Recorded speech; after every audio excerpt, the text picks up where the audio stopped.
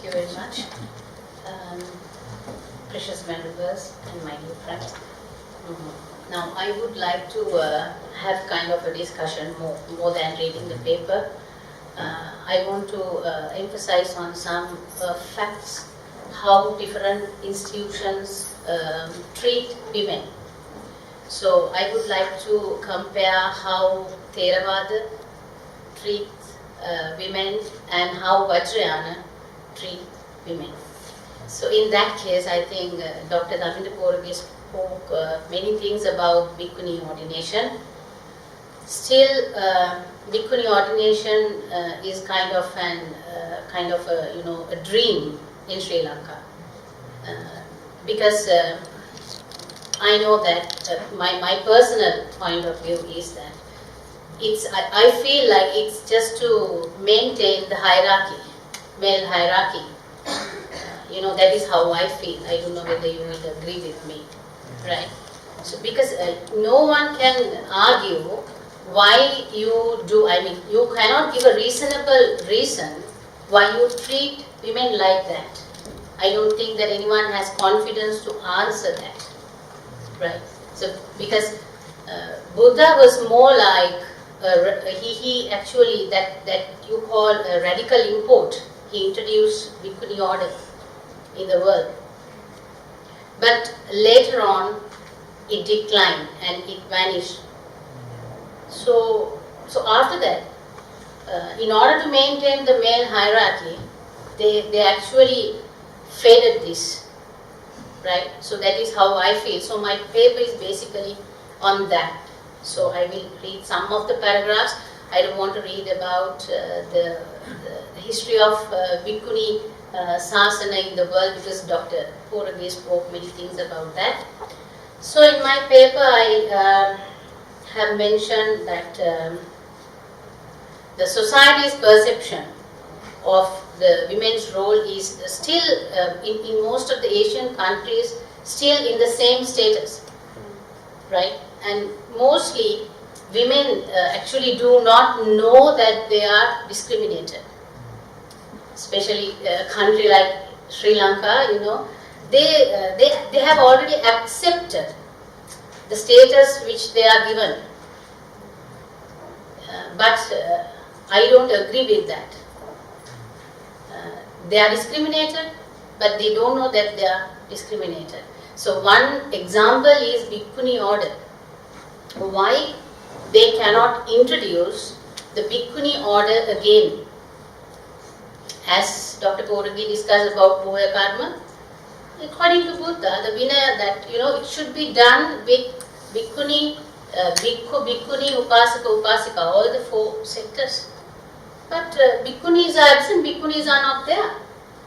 So how come this happens against the custom, the tradition? So no one is there to talk about these things. And no one has a reasonable reason. So still the same status, female, they have, like it says, society's perception of women's role in Asian countries is still today totally different from Western countries.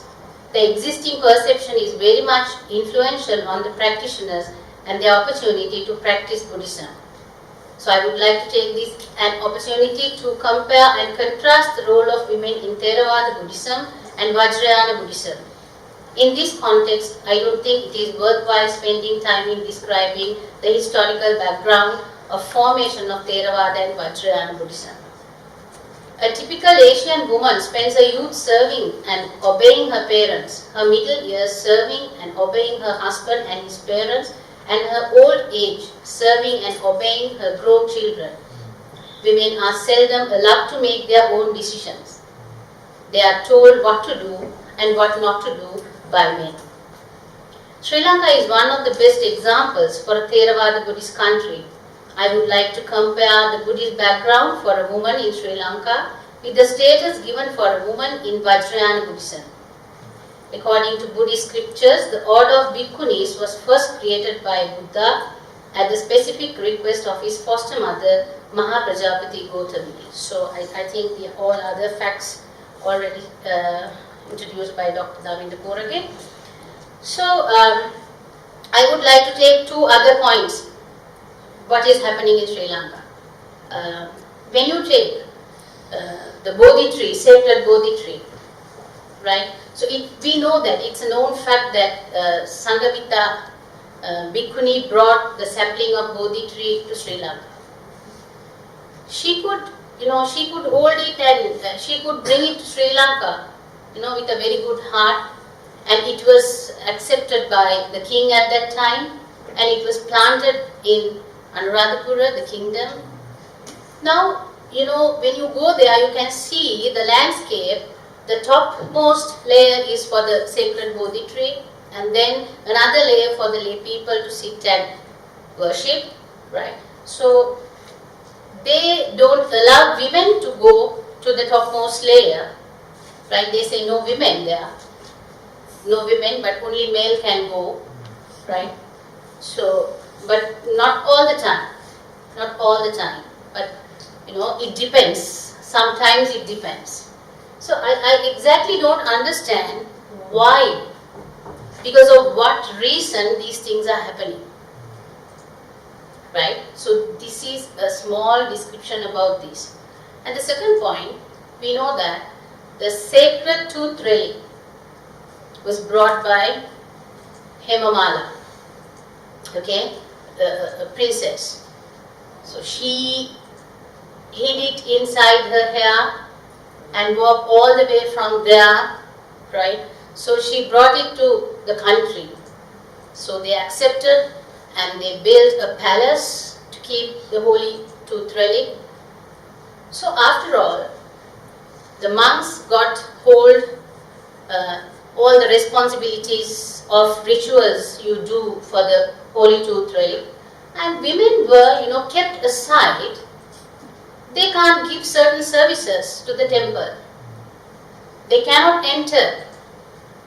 They cannot enter this service to holy tooth relic. They are not given a portion. Why? So my question is why? Can anyone give a reasonable reason for this? I don't think.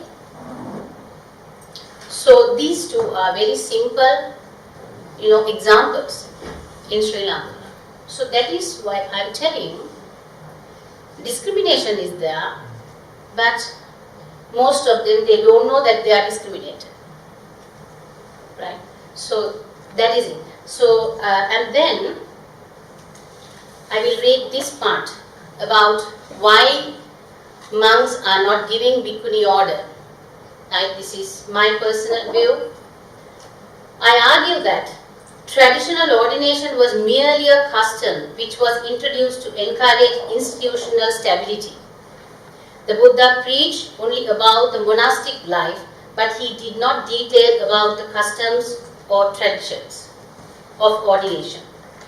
This argument is not accepted as valid in Sri Lanka. So there are only two primary choices for a Buddhist woman in Sri Lanka, either to live as a lay woman supporting the bhikkhus or to ordain as a 10 preceptor.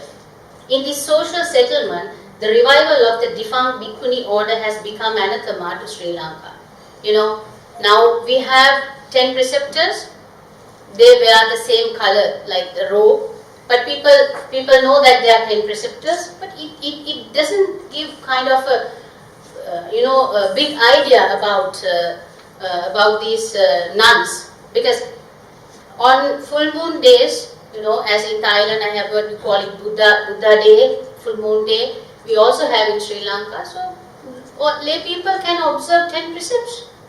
So all because of that they don't see any difference between a 10 preceptor and a lay person.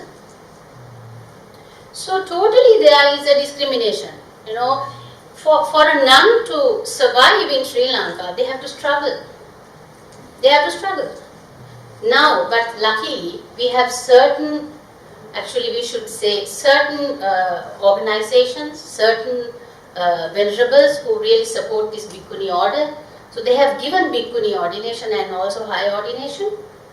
But the problem is, as a country, you need to accept or you need to declare that you have Bhikkhuni order.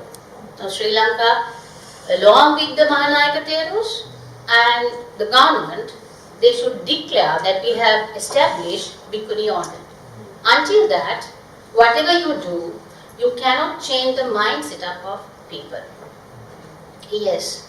So being a nun in Sri Lanka is like, it's a very hard deal, Either you have to have your personal, strength to survive, or you should have kind of a good family background to survive as a nun, because you are not getting support like monks in Sri Lanka. Right? So that is the situation. The doctrine of Vajrayāna Buddhism hold women in high esteem, and the woman play a special role in the recasting of women's image in popular culture. The story of Tara in Tibetan Buddhism is an ideal example to depict the importance given to the role of the woman in Buddhism. Tara, a female bodhisattva in Vajrayāna Buddhism, descended into the world and was reborn as a princess. She used to do offerings to the Buddha and generate the altruistic attitude of bodhicitta always. She was urged by the bhikkhus to pray continuously according to the teachings that she would change her form to that of a man. I have read in different institutions, like Lotus Sutra clearly mentions that if you want to enter the enlightenment, you have to reborn as a man. You cannot enter the enlightenment as a woman. So, in my paper I discuss it, how different institutions treat, especially Vajrayāna. After several exchanges with the monks, the princess announced that in this life there is no such distinction as male or female, neither of self-identity or a person know any perception of such, and therefore attachment to the ideas of male or female is quite worthless. She then became enlightened. Tara is both mythic confirmation and value of women's achievement in Buddhist practice. Vajrayāna Buddhism, apart from other Buddhist traditions, on its emphasis of the relationship between a notion of ultimate spiritual perfection known as Buddhahood and the feminine. It highlights its total devotion to the Tathagata Garbha or Buddha nature, which is the vehicle for universal salvation. According to Vajrayāna Buddhism, each individual has the potential of Buddhahood within his or her mind regardless of their gender. Tibetan Buddhism is replete with enlightenment female figures. Princess Yeshidava, who generated the great bodhicitta, achieved the wisdom of the Dhammakaya and became Tara, an enlightened being in female form.